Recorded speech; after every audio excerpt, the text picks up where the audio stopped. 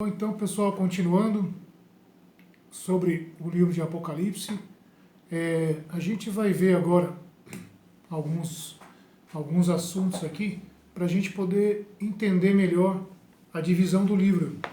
A história do livro do Apocalipse, ele começa em Marcos, capítulo 1, versículo 19. Por que Marcos, capítulo 1, versículo 19? É lá que começa o Apocalipse. Então, se você puder abrir aí na sua Bíblia, eu vou abrir aqui na minha, Marcos, capítulo 1, versículo 19.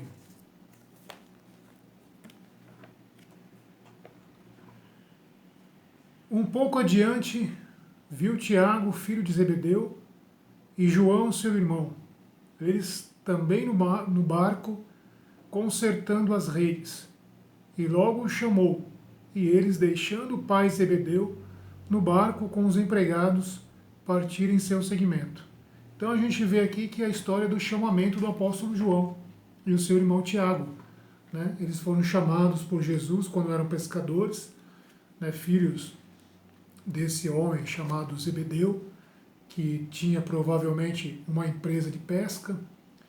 E aí, quando Jesus chama, eles deixam as redes imediatamente e vão atrás de Jesus, os dois irmãos, Tiago e João, que Jesus apelidou de Boanerges, né, filhos do trovão.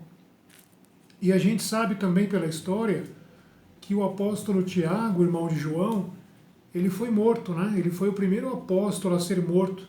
Ele foi morto ali a mando do rei Herodes, né, quando começou aquela perseguição em Jerusalém, contra a igreja de Jerusalém. A igreja estava iniciando ali, né, em Jerusalém. Pouco tempo depois do Pentecostes, o apóstolo Tiago foi morto, né, o irmão de João foi morto. E o apóstolo João, ele era considerado, né, uma das colunas da igreja. Né. Paulo, inclusive, ele fala sobre isso quando Paulo ele se converte e ele vem até Jerusalém. Ele fala que ele conheceu as três colunas da igreja, se referindo a Pedro, a Tiago, né, não o irmão de João, o Tiago, irmão de Jesus, né, que era líder da igreja de Jerusalém. Então esses três, eles eram considerados os três discípulos mais próximos de Jesus. Né? O apóstolo Pedro, que a gente sabe, né, que era o principal apóstolo, que pregou lá os dois sermões iniciais, né, que começou a igreja, né, através dos dois sermões pregados pelo apóstolo Pedro. Tiago, irmão de Jesus, que era líder da igreja em Jerusalém. Né? Muitos dizem que Pedro ele foi o primeiro papa, né, que ele foi o primeiro papa, mas Pedro não era sequer líder da igreja de Jerusalém. O líder era Tiago, irmão de Jesus. Ele era o principal apóstolo, o apóstolo Pedro, mas ele não era líder de uma igreja local, como algumas religiões atribuem aí. E então Pedro, Tiago e João eram os principais apóstolos, e justamente a João foi revelado o livro do Apocalipse. Então essa história começa lá em Marcos capítulo 1, versículo 19. O tema do livro de Apocalipse, né, o tema do livro, é a revelação pessoal de Cristo em glória em sua vinda, isto é, sua revelação pessoal em glória e poder a Israel e às nações, declarada no primeiro versículo do livro, revelação de Jesus Cristo. Então, logo no primeiro versículo, a gente vê que é a revelação de Jesus. E repara que Jesus, ele se revela a João aqui como como Deus, né, glorificado. A visão que João teve de Jesus aqui não foi aquele Jesus que ele conheceu na Galileia, né, humilde, né, manso, não.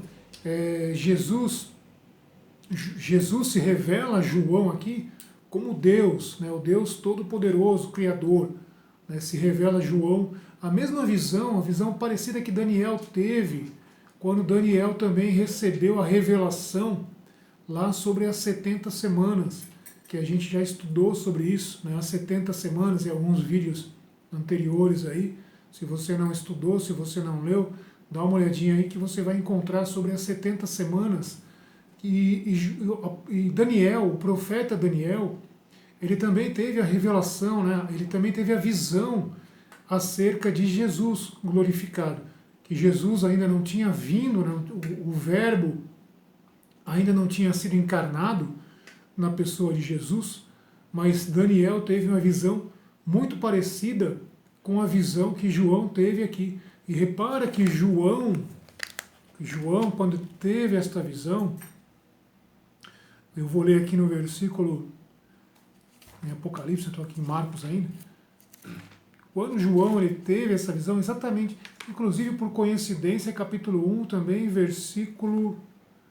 versículo 19, capítulo 1, versículo, eu vou ler antes, né, o 19 é o finalzinho, é o último versículo. Coincidência, é o mesmo capítulo e versículo de Marcos, aonde eu termino. Mas eu vou ler um pouco antes, o versículo 12, capítulo 1, versículo 12. Voltei-me para ver a voz que falava comigo. Ao voltar-me vi 7 candelabros de ouro, e ao meio dos candelabros alguém semelhante ao Filho do Homem. A mesma coisa que Daniel falou lá no seu livro. Vi um semelhante ao Filho do Homem, vestido com uma túnica longa. Então aqui já mostra que Jesus ele se revela como sacerdote, né? Como sumo sacerdote. Porque quem usava essas túnicas longas eram os sacerdotes, né? O sumo sacerdote. Então repare que Jesus ele já se revela a João, já mostra para João qual é a função dele, qual é a função de Jesus. Sumo sacerdote, em primeiro lugar, cingido à altura do peito com um cinto de ouro. Quem usava cinto de ouro à altura do peito eram os reis. Então Jesus ele já se revela como sumo sacerdote e como rei. É aquilo que a gente leu lá nos Salmos Messiânicos. Se eu não me engano é o Salmo 110. Fala que ele vai unificar esses dois ofícios, né? Sacerdote e rei. Porque não tinha isso em Israel, né? Ou era sacerdote ou era rei. Davi era rei, mas tinha lá o sumo sacerdote. Saul era rei, mas tinha lá o sacerdote, que inclusive era Samuel, né? Quando Saul foi oferecer sacrifícios, ele foi repreendido por Samuel, porque não era da função dele. A função de oferecer sacrifícios a Deus era do sacerdote, do sumo sacerdote. Então Saul ele quis ser rei e sacerdote ao mesmo tempo. Só que isso não, isso só se aplica ao Messias, só se aplica a Jesus. Jesus ele se revela a João como sacerdote e como rei, logo aqui no começo, no meio do capítulo 1. Os cabelos de sua cabeça eram brancos como lã branca, como neve, e seus olhos pareciam chama de fogo. Então o cabelo branco, né, mostra o quê? Mostra experiência, mostra sabedoria, né, mostra conhecimento. Quando a gente vê uma pessoa anciã, a gente imagina, né, ou pelo menos deveria ser assim, que ela tenha sabedoria, que ela tenha conhecimento, né, que ela tenha experiência. Então Jesus ele se revela também a João mostrando isto. Olhos como chama de fogo, que tudo penetra, né, que nada passa desapercebido. Então Jesus, quando ele olha para nós, ele sabe quem somos nós desde a nossa alma, né, ele penetra a nossa alma com o seu olhar. Então nada fica encoberto aos olhos de Jesus. Por isso que ele se revelou como chamas de fogo, porque atravessa tudo, ele olha tudo, ninguém consegue esconder nada aos olhos de Deus. Ninguém consegue ocultar nada de Deus. Jesus se manifestando como Deus aqui. Os pés tinham o aspecto de bronze, quando está incandescente no forno. Tem um salmo que fala quão formosos são os pés dos que anunciam boas novas, né? Se não me engano, o salmista Davi fala sobre isso, quão formosos são os pés dos que anunciam coisas novas nos montes, né? Então, também os pés, esses pés, representa também a santidade de Jesus, né? Que ele era santo, isso representa a santidade. A voz com estrondo de águas torrenciais, mostrando também autoridade, né? Mostrando que ele tem autoridade. Na mão direita ele tinha 7 estrelas, na mão direita, né? O número 7 significa perfeição. Então Jesus ele tem controle sobre todas as coisas ali. E de sua boca saiu uma espada afiada com 2 gumes. Então, quer dizer, a palavra de Deus, né, inclusive está lá em Efésios, né, capítulo 6, a palavra de Deus é como se fosse uma espada afiada. Né? Jesus ele tem a palavra pronta, a palavra certa para todos os momentos, né, a palavra afiada. Sua face é como o sol, quando brilha com todo o seu esplendor. Aí vê a glória de Jesus, né? Aquilo que aconteceu com Moisés, quando Moisés estava lá no Monte Horebe e recebeu os 10 mandamentos, né? Que ele ficou lá durante 30 dias e ele falou com Deus face a face durante 30 dias, ou melhor, durante 40 dias, né? Ele ficou lá falando com Deus face a face. Quando Moisés ele desce do Monte Horebe, a sua face está brilhando, né? Ele teve até que colocar um véu no rosto para que os judeus eles não ficassem ali com medo, e isso mostra que Moisés ele teve contato com Jesus também ali, né? Jesus estava presente ali também no Monte Horebe, na pessoa de Deus, né? E na pessoa do Espírito Santo. Sua face é como o sol quando brilha com todo o seu esplendor. A diferença é que esse brilho não passa, né? O brilho que estava no rosto de Moisés foi temporário, ficou só por um tempo. Depois passou, né? Depois voltou ao normal, ele voltou a ser homem normal. O brilho que está no rosto de Jesus é eterno. Inclusive João, ele não teve condições nem de olhar, né? Porque imagina, João que viveu com Jesus 3 anos e meio. João com certeza tocou em Jesus, com certeza abraçou Jesus, conhecia Jesus intimamente porque andava com Jesus, né? Conhecia porque era amigo de Jesus, pessoal ali.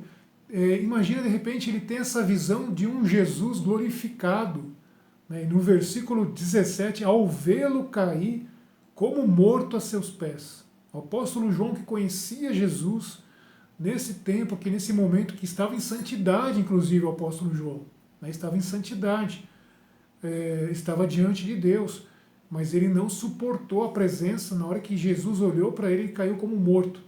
A mesma coisa que aconteceu com Daniel, que a gente já estudou sobre isso também. Daniel, quando ele olha para aquele ser, né, que ele não identifica, que a gente lendo lá Daniel, depois você lê novamente aí, eram 3 pessoas que estavam ali. 2 eram anjos. Daniel fala claramente que eram anjos, mas entre esses 3 havia um homem, né, que inclusive estava sobre o rio ali, o rio Ulai, se eu não me engano. Ele estava flutuando sobre o rio ali, este homem. E este homem que Daniel não sabia quem era, não sabia identificar quem era, este homem, ele dava ordens ao anjo Gabriel para que o anjo Gabriel revelasse a visão para Daniel. Então este homem que estava dando ordens ao anjo Gabriel não pode ser outra pessoa, a não ser Jesus se manifestando no Velho Testamento. E a mesma reação que João teve, que Daniel teve no Velho Testamento, quando esteve de frente para este homem, João também teve. Caiu no chão como morto. Ele, porém, colocou a mão direita sobre mim, assegurando: não temas, eu sou o primeiro e o último, o alfa e o ômega. Se a gente for ver aqui, Deus ele fala que ele é o alfa e o ômega, né? A letra alfa é a primeira letra do alfabeto grego, né? E a letra ômega é a última letra do alfabeto grego. E quando o Apocalipse foi escrito, a língua dominante era o grego. Por isso que muitas palavras são gregas, né? Inclusive o título Apocalipse é uma palavra grega. Então, eu sou o alfa e o ômega, ou seja, a primeira e a última letra do alfabeto grego, né? Eu começo e eu termino, né? E Jesus ele se revela aqui como Deus também, porque Deus ele atribui a ele ser o alfa e o ômega. Né? A gente depois vai ver alguns versículos que falam sobre isso, mas Jesus ele também atribui a ele: eu sou o primeiro e o último, o vivente. Estive morto, mas eis que estou vivo pelos séculos dos séculos. Tenho as chaves da morte e do Hades. Na minha versão está Hades, em outras versões do inferno. Então, quer dizer, Jesus ele já tinha conquistado a autoridade sobre a morte e sobre o inferno. Depois que Jesus ressuscitou, o último inimigo que tinha que ser vencido é a morte, né? Porque todos os homens morrem. O último inimigo que foi vencido por Cristo foi a morte. E ele mesmo disse isso para os seus apóstolos: todo poder me é dado no céu e na terra. Não sobrou poder para ninguém. Todo poder foi dado para ele, no céu e na terra. Então Jesus ele tem autoridade sobre a morte e tem autoridade sobre o inferno. Por isso que nós temos que ter esse entendimento e nós não temos que temer a morte. Nós não temos que ter medo de morrer. Por quê? Porque o nosso Deus, porque Jesus ele tem autoridade sobre a morte. Ele é superior à morte. Se Jesus não tivesse ressuscitado, aí sim nós deveríamos temer a morte. Mas como Jesus ressuscitou e ele venceu a morte, então não temos que temer nem a morte, porque Jesus tem autoridade sobre ela. Escreve, pois, o que viste, tanto as coisas presentes como as que deverão acontecer depois destas. Quanto ao mistério das 7 estrelas que viste em minha mão direita, e aos 7 candelabros de ouro, as 7 estrelas são os anjos. Esses anjos, as 7 estrelas são os anjos. Estes anjos têm 2 interpretações, né? Uma delas é que cada anjo de Deus é enviado para cuidar de uma igreja, né? Um anjo mesmo, um anjo espiritual. Ele é enviado para cuidar de uma igreja. Esta é uma das interpretações, que eram anjos de Deus mesmo. Outra interpretação, que estes anjos eles simbolizam os líderes das igrejas, que também são chamados de anjos. O apóstolo Paulo, quando ele escreve, se eu não me engano, aos Coríntios, ele fala sobre o véu, no uso, com relação ao véu, né, que as mulheres têm que usar o véu na igreja, está lá em Coríntios, e ele fala também por respeito aos anjos, né, que a mulher ela use véu por respeito aos anjos. Esses anjos que Paulo está se referindo são os líderes que vinham de outras províncias, de outras denominações, né, se a gente pode chamar assim, para pregar a palavra. Né, recebiam um convite e vinham de outro lugar para pregar a palavra. E era um costume na época, as mulheres vestiam o véu em forma de respeito, né, à vinda destes homens, destes pregadores que vinham de outros lugares, que o apóstolo Paulo chamou de anjos também, né, que eram líderes de outras comunidades. Eu falei denominação, mas a palavra correta é comunidade, de outras comunidades cristãs. Então são essas 2 interpretações. E aí depois ele fala das 7 igrejas, os anjos das 7 igrejas e os 7 candelabros às 7 igrejas. Então repare, o candelabro, né, o lustre, né, é aquele que porta a luz. Então a igreja ela é portadora de luz. Nós que somos a igreja, nós somos portadores de luz. Nós temos que iluminar. Para onde a gente vai, aonde está em trevas, a nossa função é iluminar. Só que infelizmente tem muitos hoje que estão mais escuros que as trevas. Né? Muitos que se dizem cristãos, ao invés de levar luz, estão levando mais escuridão ainda. Mas a nossa função de igreja, como está sendo revelado aqui a João, é de levar luz. Jesus falou, vocês são a luz do mundo, vocês são o sal da terra. Né?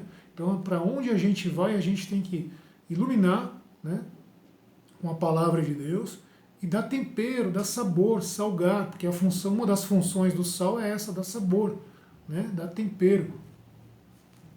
E aí ele escreve para as 7 igrejas. E quais são as 7 igrejas? Eu vou ler aqui na minha versão quais são as 7 igrejas. A primeira igreja é a igreja de Éfeso. Né? Repara que é a principal igreja, porque inclusive Éfeso era a principal cidade da Ásia Menor, né, que ficava na Turquia. a cidade de Éfeso. Inclusive, a igreja que estava na cidade de Éfeso é a igreja que foi fundada pelo apóstolo Paulo. Né? Paulo é que começou essa igreja. Era a igreja mais forte da região. Era a igreja que tinha mais adeptos. Né? Paulo ele permaneceu um longo período ali, pregando naquela escola, né? Naquela escola de Tirano. Né? Paulo ele teve a oportunidade de, por 2 anos, pregar ali naquela escola, e todos os habitantes da Ásia, eles ouviram a palavra de Deus. Né? Então essas igrejas aqui da Ásia, né? Elas tiveram início através do ministério de Paulo na cidade de Éfeso. Depois a cidade de Esmirna, a igreja que estava na cidade de Esmirna, Pérgamo, Tiátira, Sardes, Filadélfia e Laodiceia. São essas 7 igrejas. Né? Alguns comentaristas, alguns estudiosos da palavra, eles dizem que estas igrejas, elas simbolizam a igreja nos seus 2000 anos, que a igreja, fases da igreja, né? Que essas 7 igrejas simbolizam fases da igreja. Isso alguns estudiosos dizem. A palavra de Deus ela não afirma isto. Né? Nós não encontramos nenhum versículo que diz isto. Né? Mas são revelações que Jesus dá para estas igrejas, são exortações, né, que Jesus dá. E se a gente for ver, as exortações que Jesus dá são duras. Né? Mesmo sendo igrejas abençoadas, igrejas ativas, né? Igrejas que tinham lideranças, segundo a vontade de Deus, receberam exortações duras. Né? Se eu não me engano, apenas 2 igrejas não foram repreendidas. Se eu não me engano, a igreja de Esmirna e a igreja de Filadélfia são as únicas 2 igrejas que não foram repreendidas por Deus, por Jesus, para a gente ver que o padrão de Deus é alto. Né? O padrão de Deus de conduta é alto. Deus ele não se contenta com pouco. Por isso que o Apocalipse fala que aquele que é santo se santifique mais. Né? Porque o padrão de Deus é alto. Né? Se a gente for ler aqui, por exemplo, a igreja de Éfeso, que é a primeira. Ao anjo da igreja em Éfeso escreve, assim diz aquele que segura as 7 estrelas em sua mão direita, ou seja, aquele que tem controle sobre as igrejas, que anda no meio dos 7 candelabros de ouro. Então, se Jesus ele anda no meio dos 7 candelabros de ouro, se ele anda no meio da igreja, por que ele fica andando no meio da igreja? Para contemplar o que está acontecendo. Né? Ele fica ali velando, vigiando, tendo zelo. Jesus tem zelo. Né? Aquele líder, não é aquele líder distante, né? Que fica na sua casa lá, só recebendo os dividendos. Não, Jesus ele é um líder que ele participa, ele se importa, né? Ele quer estar próximo. Ele estava dizendo aqui, olha, eu estou próximo, eu estou andando no meio da igreja, porque eu quero participar, né? Eu quero mostrar que eu me importo. Né? Ele tem zelo, Jesus tem zelo pelas igrejas. Conheço tua conduta, ou em outras versões, conheço as tuas obras, tua fadiga e a tua perseverança. Sei que não podes suportar os malvados. Puseste à prova os que se diziam apóstolos, porque nessa época aqui muitos apóstolos se levantavam, né? Muitos falsos apóstolos, que inclusive Paulo combateu duramente. Quando Paulo escreveu também aos Coríntios, ele falou sobre esses falsos apóstolos, né? Os apóstolos que só estavam interessados na lã das ovelhas, né? Só estavam interessados na gordura das ovelhas. Né? Então Paulo ele se levantou duramente contra esses falsos apóstolos quando ele escreveu a Epístola aos Coríntios. E ele falou, olha, sabe quais são as credenciais de um apóstolo? São estas as credenciais. E Paulo começa a expor a vida dele e mostrar para os coríntios o que é ser um apóstolo. Falsos apóstolos, e não são, e os descobriste mentirosos. Olha só, Jesus, tudo estava indo bem aqui. Ele fala, és perseverante, pois sofreste por causa do meu nome, da perseguição de Nero, né, uns 40 anos atrás. A igreja vinha de uma dura perseguição, né, do imperador Nero. também no tempo de João, pelo imperador Domiciano. Mas não esmoreceste. Hoje as pessoas, porque qualquer coisinha já esmorece, né? Já perde, já fica desanimada, né, para as coisas de Deus. Recorda-te, pois, contudo, devo reprovar-te, contudo, por teres abandonado o teu primeiro amor. Então, Jesus ele fala que a igreja é perseverante, que a igreja havia sofrido a perseguição de Nero, a perseguição de Domiciano, né? Tinha descoberto os falsos apóstolos, né? Tinha descoberto, ou seja, tinha discernimento, né? Tinha discernimento, porque hoje uma coisa que a igreja precisa muito é discernimento, porque as falsas doutrinas estão por aí espalhadas aos milhares, né? Se na época de João já tinha, imagina hoje, né, as falsas doutrinas. Então era uma igreja que tinha discernimento, tinha dom. Discernimento é um dom do Espírito Santo. Perseverante, sofria pelo nome de Jesus, não esmorecia, mas foi reprovada. Por quê? Porque abandonou o primeiro amor. Ou seja, possivelmente estava fazendo as coisas de forma mecânica, de forma automática, né? Passou por tudo isso aqui, estava indo bem, estava caminhando bem, mas abandonou o primeiro amor. E isso acontece conosco, isso é uma coisa que está acontecendo hoje em dia, né? Muitos estão esfriando para as coisas de Deus, né? Esfriando para a palavra de Deus. E nós temos que vigiar, porque se a gente não coloca lenha no fogo, o fogo se apaga, né? A gente sabe disso. O fogo não fica aceso por si só, se a gente não colocar combustível. E qual é o combustível que a gente precisa colocar? Qual é a lenha que a gente precisa colocar? É a oração, né? É leitura da palavra, é tempo com Deus, é estar na presença de Deus, se fortalecer. Aquela palavra que está lá em Isaías, capítulo 40, pedir renovo. Os que esperam no Senhor renovarão as suas forças. É pecado perder as forças? Não é pecado perder as forças. É pecado permanecer fraco, né? É pecado ficar naquela posição ali. Então, se nós perdemos as forças, a palavra de Deus diz: bem-aventurado aquele que espera em Deus. Os que esperam no Senhor renovarão as suas forças. Correrão e não se cansarão. Isaías 40. Voarão para as alturas como águia. Então, quer dizer, tempos em que a gente vai perder as forças, isso vai ter. Mas nós não podemos deixar que isso nos domine. Nós temos que buscar a Deus. Porque armas Deus nos dá. Condições de nos fortalecermos, Deus nos dá. Do contrário, virei a ti, e caso não te convertas. Então, a pessoa que não faz as coisas por amor, ela não está convertida. Olha que sério, né? A mesma coisa que a pessoa que não crê.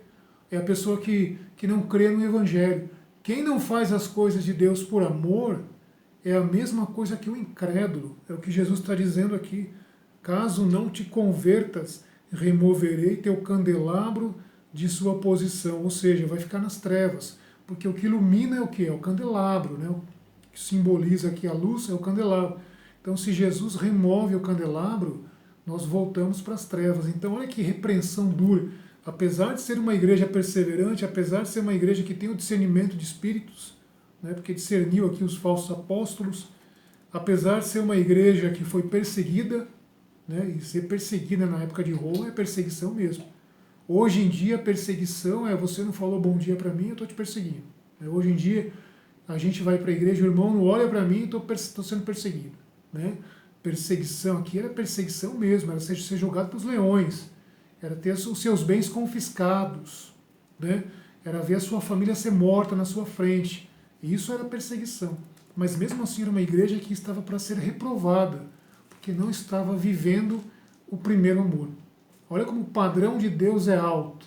A gente acha que a gente está agradando a Deus, mas sempre tem como melhorar, né? O padrão de Deus é alto. Contudo, o detestares a conduta dos nicolaítas, que também eu detesto. Jesus primeiro dá uma dura, né? Repreende, mas depois ele faz um elogio ao líder. Isso é o líder, né? Líder que sabe fazer isso. O líder, ele coloca os seus liderados para cima, ele dá uma dura primeiro, né, para que ele acorde, mas depois ele levanta, né, ele fortalece, isso é liderança. Quem tem ouvidos, ouça o que o Espírito diz às igrejas, ou seja, quem entende, né? Todo mundo tem ouvido, né? Todo mundo nasceu com orelha, com ouvido, mas aqui quem tem ouvidos é quem tem entendimento, né? Quem tem discernimento. Ouça o que o Espírito diz às igrejas. Ao vencedor conceder-lhe-ei comer da árvore da vida que está no paraíso de Deus. Então Jesus ele cobra uma coisa, mas ele oferece também uma recompensa, né? Jesus ele oferece a recompensa. Eu vou dar mais uma pausa.